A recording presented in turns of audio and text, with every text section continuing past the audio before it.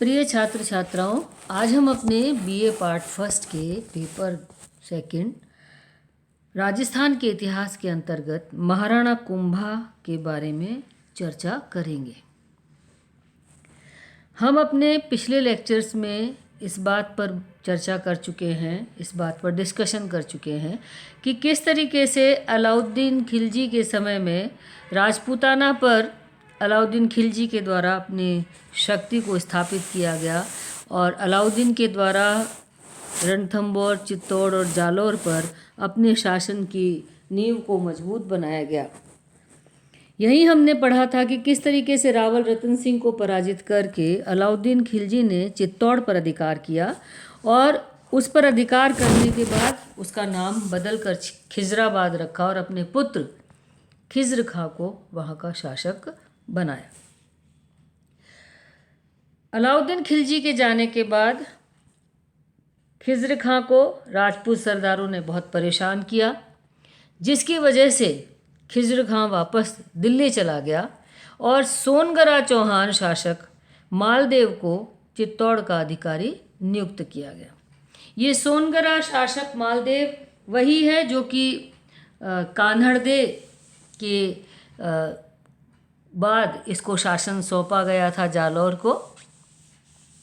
मालदेव के बाद बनवीर चित्तौड़ का अधिकारी बना और इस बनवीर से 1336 में हमीर ने चित्तौड़ छीनकर पुनः सिसोदिया वंश की पुनर्स्थापना कर दी। हमीर का पुत्र क्षेत्र सिंह उसके बाद शासक बना और क्षेत्र सिंह के बाद लक्ष्य सिंह, जो कि लाखा के नाम से प्रसिद्ध है, वह शासक बना।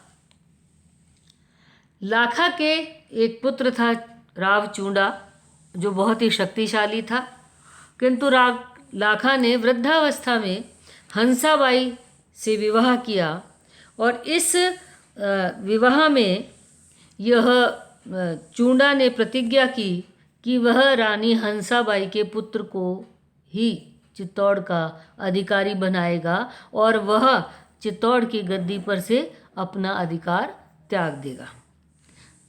हंसाबाई ने एक पुत्र को जन्म दिया जिसका नाम मोकल रखा गया। जिस समय मोकल चित्तौड़ का शासक था, उस समय चित्तौड़ के ऊपर हर तरफ से शत्रु राज्यों के आक्रमण हो रहे थे। मालवा के सुल्तान ने गागरोन पर, बूंदी के हाड़ाओं ने मांडलगढ़ तथा सिरोही और मांडलगढ़ पर तथा सिरोही के शासक ने गोड़वाड़ क्षेत्र पर अपना अधिकार स्थापित कर लिया था। साथ ही साथ नागौर के शासक फिरोज खां ने भी मेवाड़ की सेना को पराजित कर दिया था और गुजरात के शासक अहमद शाह ने डूंगरपुर, केलवाड़ा तथा उदयपुर के क्षेत्रों को बुरी तरह से लूटा था। तो हम ये देखते हैं कि मोकल के समय में चारों तरफ से चित्तौड़ शत्रुओं से घिरा हुआ है। इन परिस्थितियों में जब मोकल इनका सामना करने के लिए निकला तो उसके चाचाओं, जिनका नाम मेरा और चाचा था, उन्होंने मोकल की हत्या कर दी और मोकल के पुत्र कुंभा को भी मारने का प्रयास किया गया, किंतु उसके स्वामी भक्त सेवकों के द्वारा, सरदारों के द्वारा उसे बचा लिया गया और चित्तौड़ लाकर उसको महाराणा घोषित कर दिया गया। वहीं नैणसी लिखता है कि मोकल की हत्या के बाद चाचा ने अपने आप को राणा घोषित कर दिया और महपा पवार को अपना प्रधानमंत्री नियुक्त किया, जबकि दूसरी तरफ मेवाड़ी सामंतों ने कुंभा को मेवाड़ का शासक घोषित किया। कुंभा का जन्म 1403 में हुआ था। कुंभा मोकल की परमार रानी सौभाग्य देवी का पुत्र था और अल्प आयु में ही अपने पिता की मृत्यु के पश्चात 1433 में मेवाड़ का शासक बना।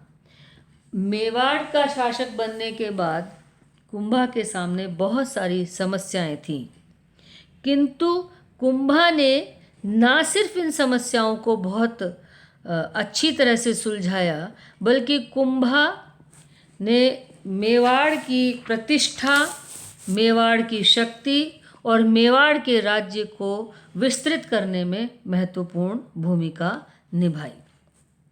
महाराणा कुंभा का 1433 से 1468 तक मेवाड़ पर शासन रहा। कुंभा के शासनकाल की जानकारी हमें विविध स्रोतों से मिलती है, जिनमें 60 शिलालेख हैं जिन पर कुंभा के बारे में कुछ ना कुछ लिखा हुआ है। एकलिंग मंदिर में एकलिंग महामात्य प्राप्त हुआ है, जिसे राजवर्णन के नाम से पुकारा जाता है और इसे स्वयं कुंभा ने लिखा था। और रसिक प्रिया, जो कि गीत गोविंद की टीका है, वह भी कुंभा के द्वारा रचित है।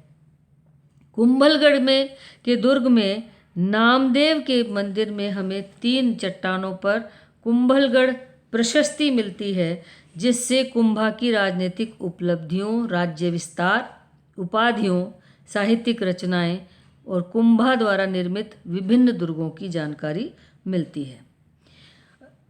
इतिहासकारों का मानना है कि यह इस तरीके की 5 चट्टानों पर यह उत्कीर्ण करवाई गई थी, जिनमें से 2 चट्टानें नष्ट हो चुकी हैं।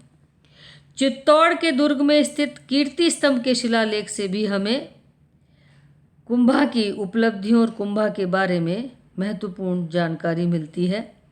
यह लेख 1460 में महेश नामक विद्वान ने लिपिबद्ध करके उत्कीर्ण करवाया था।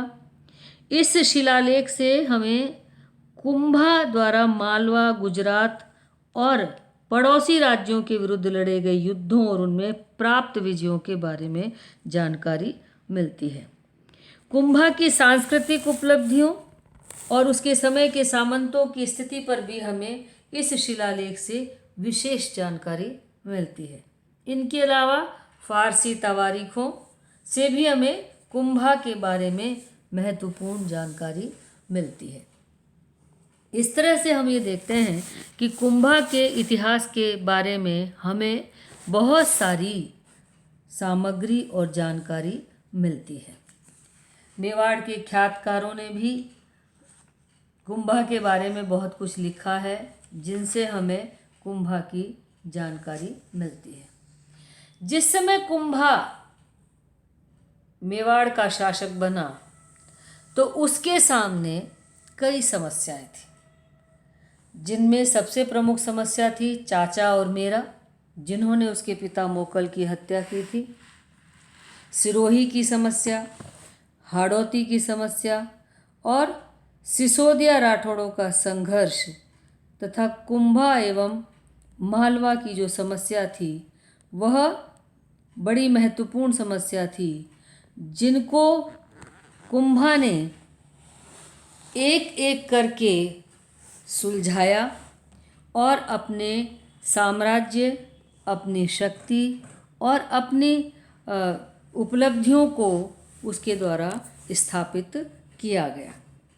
हम अपने अगले लेक्चर में कुंभा की प्रारंभिक कठिनाइयों का विस्तार से वर्णन करेंगे और उसके ऊपर कुंभा ने किस प्रकार से इन कठिनाइयों से वह विजय प्राप्त कर पाया और किस प्रकार अपने साम्राज्य को विस्तृत कर पाया, इसके बारे में हम अपने अगले लेक्चर के अंदर चर्चा करेंगे।